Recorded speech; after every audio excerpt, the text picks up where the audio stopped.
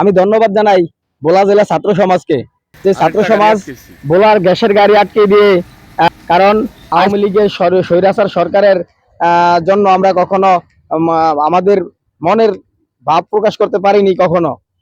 এই ভোলার গ্যাস আমাদের ভোলায় চাই, এটা নিয়ে আমরা কয়েকবার আন্দোলন করতে চাইছিলাম, কিন্তু এই স্বৈরাচার সরকারের জন্য আমরা পারিনি।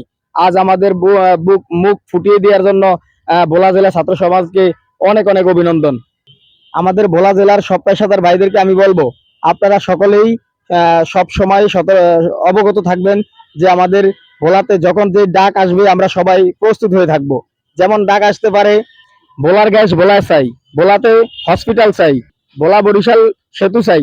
যখন যে আদেশ আসবে, যখন আমাদের সমাবেশে ডাক দিবে, আমরা যে যেখান থেকে আসি সবাই ডাক দিয়া সবাই সবাইরে ডাক দিয়ে আমরা সমাবেশে হাজির হব এবং আমাদের অধিকার আমরা আদায় করে নিব। আসসালামু আলাইকুম।